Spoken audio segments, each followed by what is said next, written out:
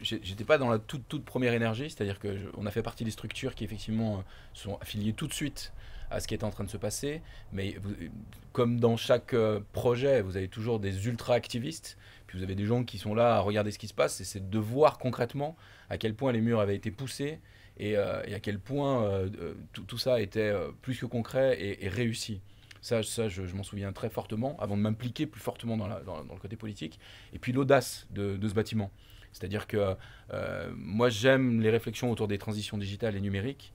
Et il n'y a pas beaucoup de SMAC dans ce pays qui ont l'audace de faire des expérimentations pour tenter justement d'amener des outils, faire des passerelles dans l'écosystème musical entre ce qu'on pourrait appeler la musique enregistrée et le spectacle vivant et des lieux de ressources. Et là, c'est un formidable terrain de jeu.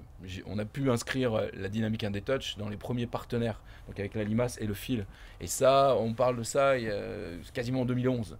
Et on est en 2015. Donc voilà, une structure audacieuse et à la fois un premier regard où j'ai vu d'un coup que des structures qui pouvaient paraître petites, voilà, l'effet de synergie était plus que voilà.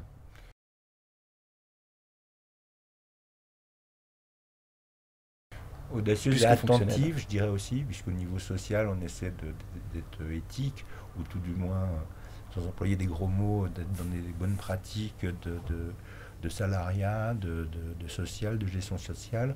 On est pas mal investi sur le champ de l'économie sociale et solidaire, Oui, puisqu'on participe aussi au cluster culture et coopération, qui est une grappe d'entreprise, mais son originalité, elle est qu'elle est plus orientée sur des structures culturelles. Donc c'est peut-être une autre façon de travailler l'économie sur un territoire. Et on a été reconnu par le ministère de l'économie et on est un des pôles territoriaux d'économie, je sais PTCE, PTCA. voilà, reconnu parmi 21 autres en France. Donc cette attention, c'est aussi dû à une gestion associative.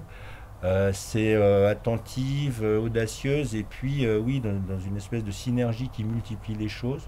Puisque là, ici, on s'aperçoit que 1 plus 1, ça fait largement plus que 2, puisque le fil serait une entité autonome qui fonctionnerait seule comme une institution culturelle lambda. On ne serait pas sur le même volume d'activité qui est énorme. Donc on est sur des parcours de groupes qui travaillent, oui, chez Yes High Tech, à la Fabrique, des programmations jazz notamment organisées par Gaga Jazz, enfin, toute la partie fibre numérique.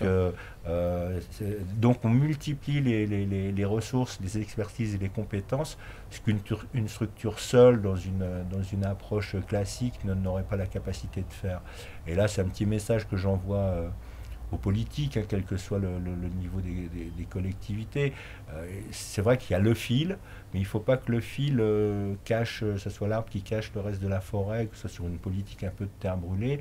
Le fil ne peut pas tout, peut énormément de choses de par son originalité, cette façon innovante de fonctionner, mais qu'il est important d'être attentif aux structures intermédiaires qui peuvent amener un groupe euh,